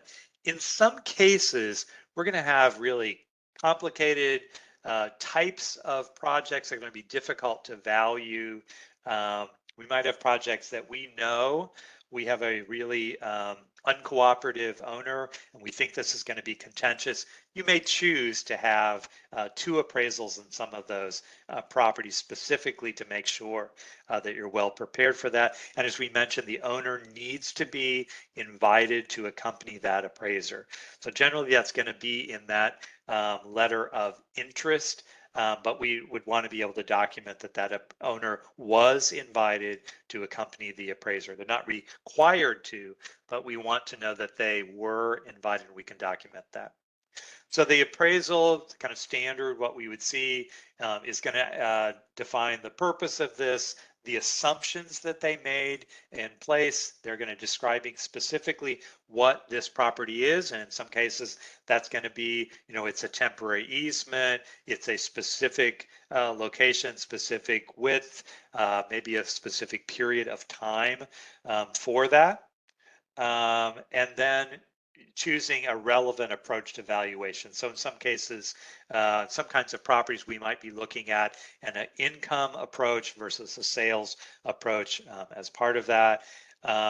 Typically, we're going to see multiple comparables and then one defined as the most comparable. And based on that, then some adjustments that might be made to that comparable to your property to develop that final statement of value. It will have an effective date and a signature on that. A question here about we mentioned about doing multiple appraisals on a high valued property. Is there a specific amount on that? No. And it's really sort of I think a best practice is, in some cases you might have a multi-million dollar property. You think that's pretty clearly a high valued property. But I think in any case where you think there may be difficulty in this, one option would be to choose to have a second appraisal. Now, I'm just about to cover the review appraisal, which I think you'll see kind of covers you to some extent on this. So that's the appraisal content, but you're also required to have a review appraisal. So this is a second appraiser. They're not doing a full appraisal, but what they're doing is looking at that appraisal that was conducted by that first appraiser, and they're looking at the assumptions and the adjustments that were made, and they're going to render an opinion as to whether they think, they concur that this is an appropriate valuation, but they also can make alterations to that. They can make adjustments and say, yes, generally I agree with his adjustments that were made, but I don't agree with this, and I've made an adjustment, and I think instead of the valuation being $200,000, I believe it should be $250,000. So we're trying to fine tune that statement of value. Now, I would say that if that review appraisal is a significant adjustment, I think that's when you're going to say, okay, I'm going to go back, I'm going to get a second appraisal on this because I need to be sure on this. And so, in some cases, we'll make a slight adjustment by the reviewer. In others, we'll say we're going to seek a second appraisal for this. All right. So with that, going through that process, we're establishing a determination of what just compensation would be. So it has to be at least market value. It could at times also be adjusted to cover other related costs or interest in property. So for instance, we may have a property owner that is saying, there is additional damage that's being done to, because of this, my adjoining property is going to be impacted, or, I would be willing to do this, but my cost on this is going to be higher. And so you could make some adjustments on that with DLG support to be able to adjust that just compensation slightly on this. Now, sometimes we have this issue of uneconomic remnant. So if I had a whiteboard, I would be drawing here and saying, okay, let's say we have a 3-acre tract and you want the front 2 acres where you're going to place your I don't know, water pumping station. You don't really need that back acre, but you would, if you only bought the front 2 acres, you're going to leave this back acre that has no access. And so you've left this uneconomic remnant, can't be really resold unless it's one of the adjoining property owners on this. And so in that case, you'd be required to purchase the entire tract on that as part of that. So out of this process, then you would develop this statement of basis for the determination of just compensation. And with that, you would then be issuing a written purchase offer to the owner of that property. And that's after you've gone through this process of appraisal and determining that just compensation. At the point that you issue that written purchase offer, that is your initiation of negotiation. So if we have tenants that are occupying that property, we need at the same time to be issuing that notice of eligibility or the notice of non-displacement of part of that. So making sure that somebody doesn't run out and issue that written purchase offer before you're ready on that would be really important. So that purchase offer is going to be in writing. It's going to include your statement of your basis for how you came up with that valuation of the property. You could choose to include the appraisal. In some cases, folks have looked at that and said, by giving them the appraisal, I simply am arming them to be able to then pick apart and say, well, I don't agree with this assumption, that assumption. So it's a choice on whether you choose to include that. And you may have feedback from the owner that's going to be lead to you saying, let's do a second appraisal on that. That might be an option for that. All of this documentation is going to be in the file. You may need this not only to document the cost reasonableness of the use of the CDBG funds, but also if you end up going through condemnation process and going through the court system, you're going to need all of this documentation to file with the courts. So if we've been able to negotiate that sale, they've agreed upon, we've both agreed upon this price, then we need to go ahead and pay for the property, go through closing, and pay for that before taking possession. As we mentioned, we need to do this expeditiously, so we can't really unreasonably delay that taking on that. That's what we call inverse condemnation, where they're kind of tied up because they think there's this pending involuntary transaction, but it keeps not happening on that. No kind of coercive action to kind of threaten people saying, you better take this offer, or something will happen, or the courts are really going to take it out of you. This is the best thing. So make sure that this is done in a professional manner. And if we have a willing seller, then we'll prepare that contract of sale and move forward to be able to do that. We have a question that's come in. Will CDBG funds cover multiple appraisals on the same property? Yes, that would be eligible under CDBG. I mean, I think there would be a point at which there would be a question of, is it reasonable if you just keep doing appraisals? But I think all of the context that we've been talking about of when you might choose to do an additional appraisal would all be things that would be eligible and considered to be reasonable for that. All right. In some cases, we can do what would be an administrative settlement in conjunction with DLG. So that's when they can't agree on a sale price, but we've recognized that, if we have to go through the condemnation process, we're going to have legal fees, we're going to have filing fees on this. There's the potential that the cost, the value determined by the courts is going to be higher on this. So we could be able to justify adding some value to this through an administrative settlement, but that's only going to be done in conjunction with DLG. So they're going to analyze, is this still cheaper to be able to make some adjustments? Is it still considered reasonable? And I certainly have seen cases where after the fact, HUD challenged what was paid for a property, looked at the appraisal versus what the actual purchase price was. So if you were going to do something above and beyond fair market value, you're really going to have good documentation in place, and that's why DLG needs to be involved in that step, and for them to approve that before that would ever happen.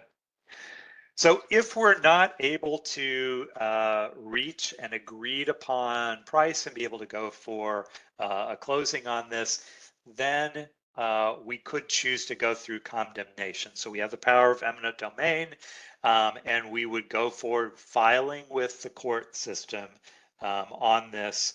I have an example in Texas that I'm working with where this was a very old trailer park. It had very few trailers in it because it had been repeatedly flooded. But the owner felt that it was worth a great deal of money. And part of that was the owner had looked at, what are my options in other properties to be able to try to reestablish another park. And so the owner was adamant that they would not sell unless they got a price that just was not reasonable. So the only option for that grantee that was using disaster funds to try to move people, buy out some of these properties in the floodway, was to go through the condemnation process. So with that, it has to be authorized by the governing body. We mentioned that if we're doing involuntary transactions using eminent domain, that DLG is going to need to confer that, yes, we have a public good as part of this. And essentially, all of those copies of surveys and maps and appraisals will be packaged together in a file. Your attorney will file that with the court, and they will need to also deposit with that filing whatever your just compensation amount is.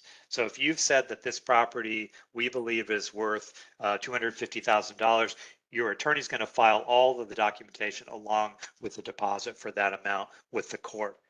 The court will then proceed going through that filing, reviewing that, and the court will then make a determination on what the actual payment will be for the owner of that property.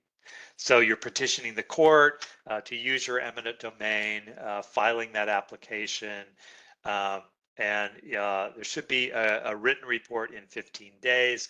That then allows, after they make a ruling, that then allows the owner to be able to respond and contest that. So of course, if they thought the property was worth $1 million and the filing is that it would be $250,000, they are going to respond.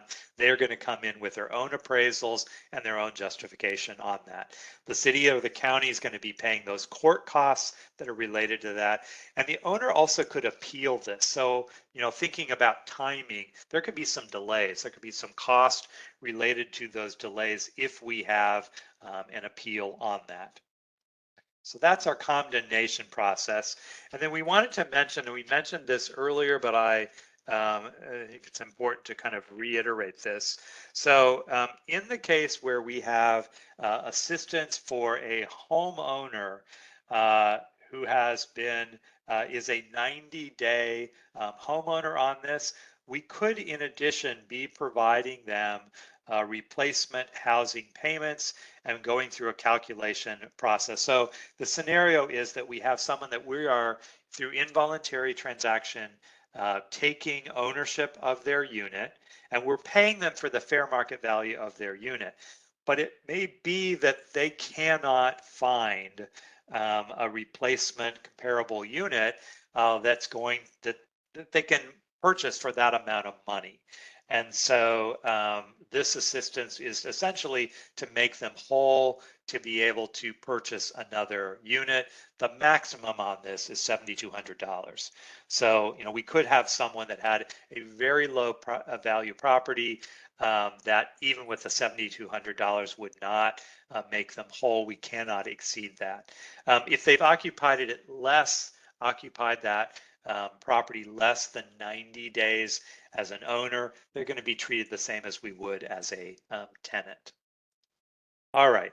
And with that, we would, in those cases, be compensating them for moving and moving and related expenses with that. And that's limited to either using actual moving expenses or paying based on that fixed payment schedule that we referenced from the Department of Transportation.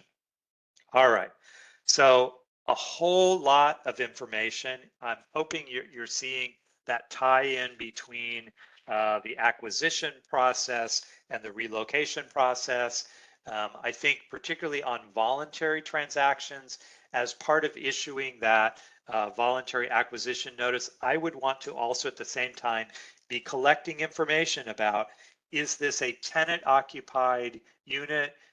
Is it a vacant unit, or might it be an owner occupied unit? So we said that the owner occupant who's voluntarily selling is not eligible for relocation, but a tenant would be. So we need to be able to document at that time what our situation is. If we've got a tenant, then we know that we need to get working on getting out the GIN notice, followed by either the notice of eligibility or the notice of non-displacement.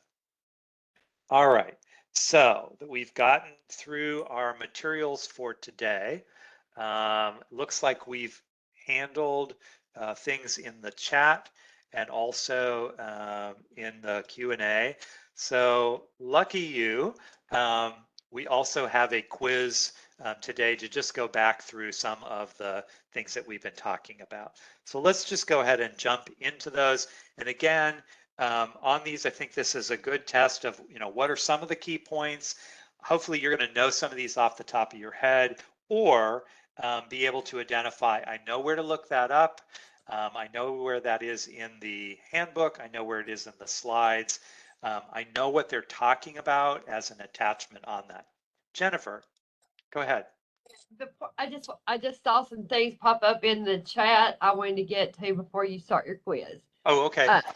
One asked, she said she might have missed this. Can CDBG funds be used to pay for these appraisals, or will the grantee have to pay out of pocket for them? Yeah, that one I responded to saying that, we've Okay. gone through a number of examples of when it makes sense to choose to do an additional appraisal, and all of those should be, in my opinion, should be eligible expenses. I think at the point that they begin to just endlessly do appraisals, you might be questioning that, but otherwise, I think, yes, those would be eligible.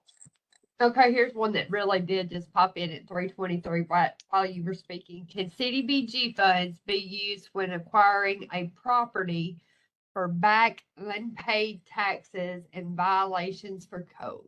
So here's, and this is might feel a little tricky, but it's not. What you're paying for when you're acquiring that property is the value of whatever that is, whether it's a easement, or whether we're fee simple title on a property. So you're paying for the valuation of what you are purchasing. At that closing, any liens, any things like unpaid taxes and other violations are going to be paid out of those proceeds. So for those of you familiar with CDBG, you're usually thinking, wait a minute, I can't pay unpaid taxes or violations. You're not paying those. You're paying for the value of the property. From those proceeds that the seller of the property would have been receiving, some of those things are going to reduce that and be taken out of those proceeds. So the owner essentially is paying those costs out of the proceeds, and that's happening at the closing as part of that. So you couldn't, let's say the property was worth $100,000. You couldn't pay $100,000 plus there was $20,000 in unpaid taxes. So you couldn't say, okay, well, then I'm going to cover both the value and this additional $20,000 that I'm going to add to that, which are covering those unpaid taxes. All you can pay for is the value of the property, and they are going to have part of that $100,000 taken to pay those unpaid taxes at the closing as part of the settlement. So I'm going to hold the question about the test till we go through the quiz, and then I'll talk about that on that. So I think we're good to go on this. All right.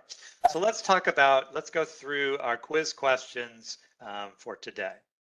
So first question is related to contract and subcontract reporting. When must the grantees submit the HUD Form 2516 contract and subcontract activity report to DLG? Is it at the completion of the project? Is it semi-annually, or is it by September 15th annually?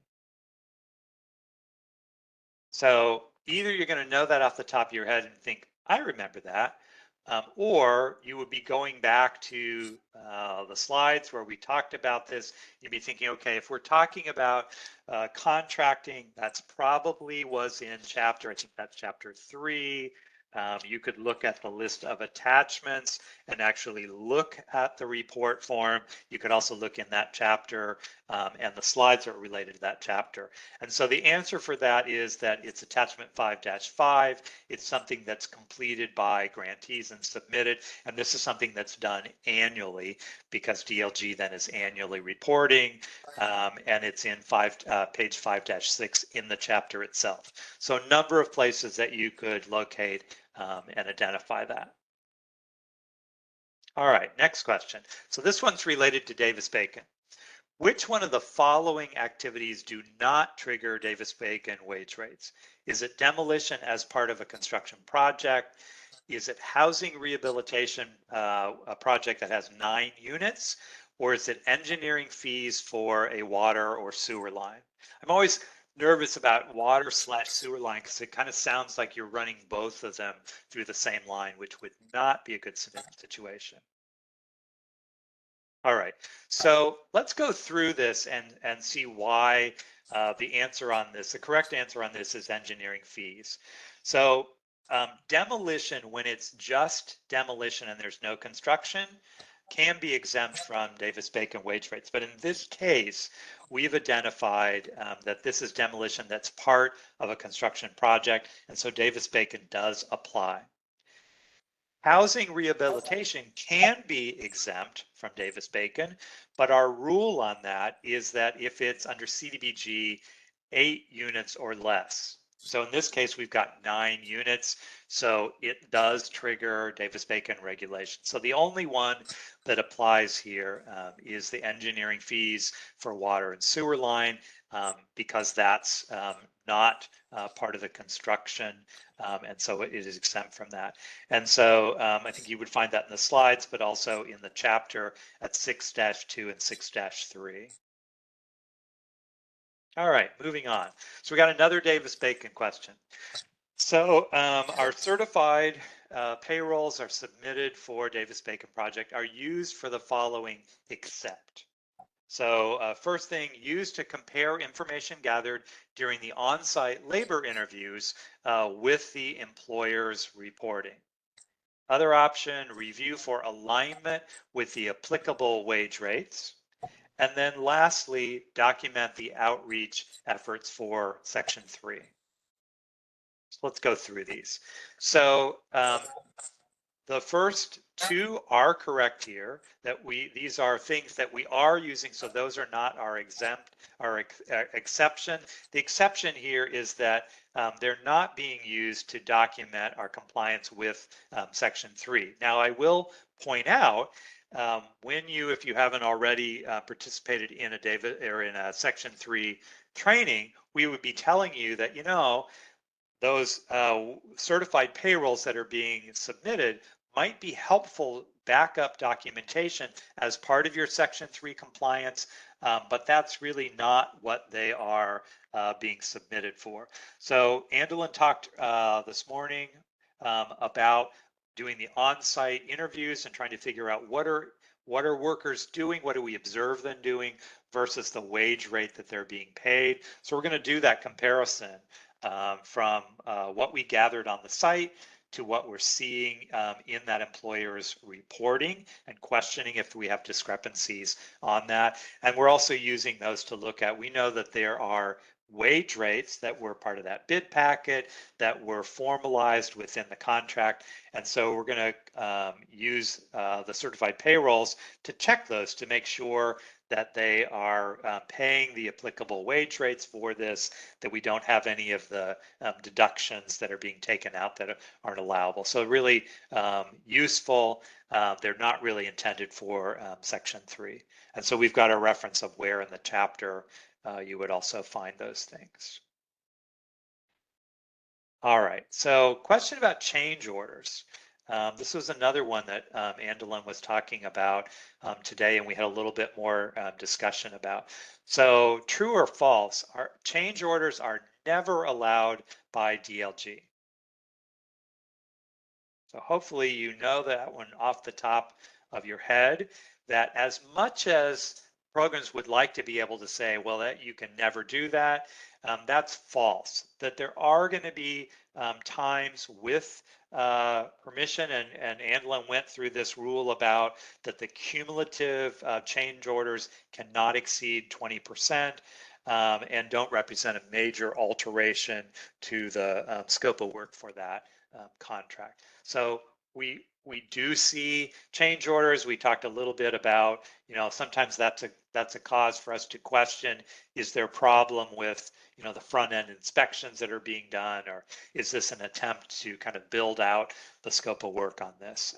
But yes, they are something that can be allowable.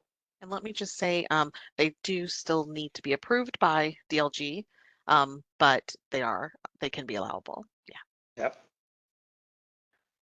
All right, let's look at our next one. So this question is about bonding, and it's specific to the state bonding requirements. So it's true or false. State bonding requirements are triggered for construction contracts in excess of $35,000. Is that the state bonding requirement rule? So this might be another one that you know right off the top of your head, and there will be questions like that on the test that you're going to be like, oh, thank God, I know this one. So this one is false. That limit is $100,000. That was in the slides. It's also in the manual as part of that. All right, so next question has to do with prevailing wages. This is one that Andelin talked about today. Hopefully you remember that. So this is a true or false. Kentucky state law requires prevailing wages to be paid for public works construction estimated at more than $100,000. Is that true or false? So this is a little bit of a trick question, but I know that this is an above average group, and you're going to know this. Previously, there were state prevailing wage rates requirements, but those were rescinded a number of years ago at this point. Whether they will come back at some point, not clear, but so it is false. They are not triggered at $100,000. That was referenced in our slide presentation and also in the chapter at 6-3. Still applicable for projects that were let before January 17th, 2017, but gosh, you hope those projects are completed at this point, but who knows? A while ago. Yeah. All right. So, of course, we have to have some URA questions in the mix here. So we talked about the GIN notice today, and the issue is about when is that going to be issued? Is it going to be issued when the property is sold? Is it at the first opportunity that there's a known intent to seek federal funding for the project? Or are we going to do this after HUD does their monitoring? So clearly, I'm hoping everybody knows that that GIN notice, we're going to always do that at the earliest opportunity. So when there is some kind of a public intent to use federal dollars for this project, it's going to be sent out. It gives basic information, both for residential and non-residential on that, including things like telling them not to move. Here are your rights under URA. We're going to give them the HUD brochures that we talked about. We talked about it extensively in the session today, so there are slides on this, and it's also covered in detail in Chapter 8. All right, here's a fair housing question. Are grantees required to pass a fair housing resolution? I hope you know this one off the top of your head also. So absolutely.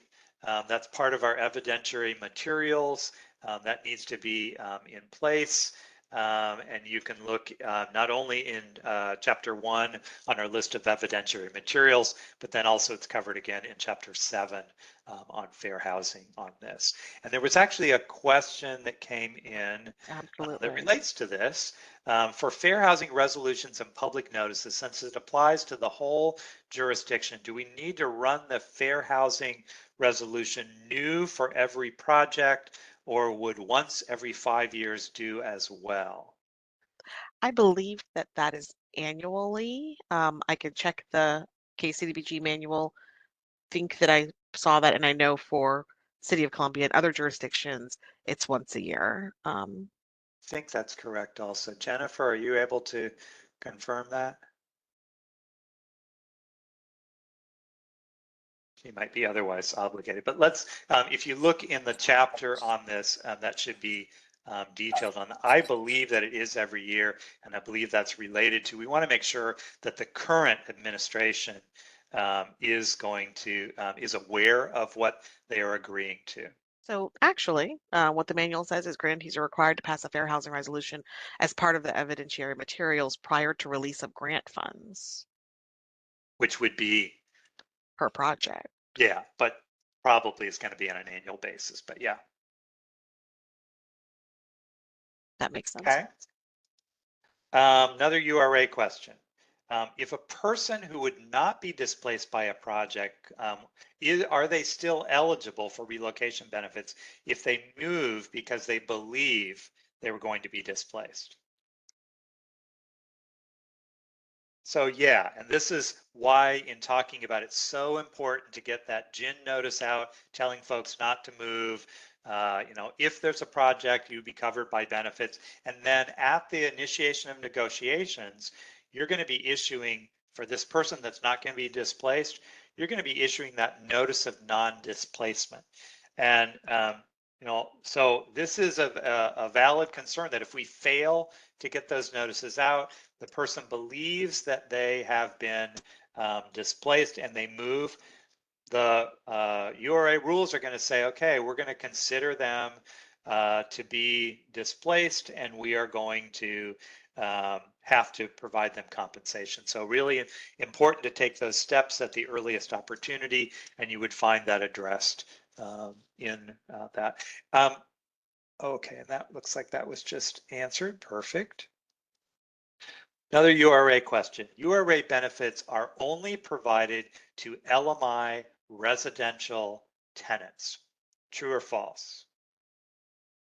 So this is false. We talked about that URA covers all occupants, and we're going to, in calculating the benefits that they are due, we're going to be calculating into that, looking at their income and seeing what's affordable for them. So if we had a high income person, might be that they will not need additional compensation, that replacement housing payment, to be able to find other appropriate housing, but they are covered, and we would provide the same notification to non-LMI individuals as we do for LMI individuals.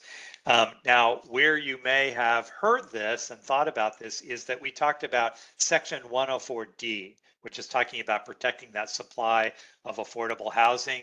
And this is only when we are dealing with the conversion or demolition of affordable housing units. But in those cases, those additional relocation benefits that we talked about that are 60 months versus 42 months, those are only for the LMI residential tenants. So that's the only case, but that's not URA benefits, that's Section 104D. All right, and that gets us through our quiz questions for today. So again, I'm going to encourage folks to spend some time going back through the questions on the that you have, go through the slides, things that you've pointed out. I think going through hand in hand, looking at slides and the chapter at the same time, jotting down any questions that you have, you can bring those to us tomorrow. We will be able to address this at the beginning. I asked this morning about the availability of the recordings. I have not gotten a response on that. I'm going to follow up now, and we will, as soon as I can get that information, we'll send an email out with the linkage information on that. There was a question about the test format. So on Thursday, you will be receiving a fillable form. And so in some cases, you'll be simply clicking on true or false. In other cases, you will be marking either multiple choice. There will be a couple that will be where you might be asked to mark everything that is correct. There are a few that are a short answer where you are, a couple words and maybe a sentence on that, nothing longer than that. So there's a question that's moving around on my screen a little bit. A question about if we did not print the handbook, are we still allowed to access via computer during the test, or do we need to find a way to print it? You're certainly can use an electronic version of that handbook. What we're asking you not to do is to kind of the phone a friend version on this. And what we're trying to do through this, as we talked about the first day, is to build capacity. So we want folks to know, either know things off the top of their head or be able to look up those answers. But yes, you can use either a printed or an electronic version of that section. And then there's this, in the chat, there's a couple of sections I'd like to review. What I'm going to suggest is go through those sections, do your review, and then bring questions to tomorrow's session, and we'll go through those first thing as part of that. And I will go back and try to figure out, I haven't had a response that I've seen in my inbox about access to those recordings. They should be available for you, and we'll get that link to you. But last I asked about those myself, and I'm going to let me find my answer now. I will look into where the recordings are going. I'm hoping to get them available soon, and that was at 3:07. Okay. And that whoever's the host is for the That's Shan. activity. Okay. And I asked Kate this morning, and so she may also be actively following up on that. What I was told that it takes about an hour or so to have them ready to be able to post. And so I was told that they would be available, sort of within that time frame, or at the absolute latest the following morning. So we should have definitely yesterday's, and I would think would be able to have today's also available for that. And I believe that the recordings are being done in half-day sections. So you could look at, if this topic was that you wanted to listen to was something that was covered on Monday morning, you could go to that portion, the Monday AM recording versus the Monday PM recording, to be able to check back on that. All right. So with that, I'm not sure if you answered this. Will the exam be timed? I don't think I heard. So you have from 8:30 to noon, I believe. So you have more time than I would think anyone's going to need on that. I think most folks will finish in much less time than that, even with looking things up in your notes, in the chapters on that. So, but we know that people work at different speeds, and we don't want, people, if you get anxious about time, then you kind of, it has a negative impact on your performance. So you'll have plenty of time on that, but I don't think folks will need anywhere near the time that will be available for them. There will be 100 questions. That's the next one. Yeah. Somebody else from the Yeah. audience already answered too. They paid attention yesterday. Okay. Well, I'm going to encourage folks, do some studying, do some preparation, bring those questions to us tomorrow. And when we get to the end of tomorrow's session, we also will kind of open it up. We'll not only do a review of things for the day like we've been doing yesterday and today, but anything that you have on your list we'll be happy to field and address. So, all right. So with that, I'm going to let folks go for the day, and we will figure out where your recordings are and get that information to you. Thanks, everybody. We'll see you Hey, bright and Jerry, early tomorrow Jerry, morning. email me personally, please. Yes. Yeah, we will. Now, right. Jerry, I'm answering that. She said only Oh. 2 out of 5 attendees received the links via email. So I need to know who they are and stuff. So I was just telling her she'd contact me directly. Okay. Unless, I'm so sorry to jump in here, but we have one more question. Will you be able to skip a question and go back if you don't know the answer?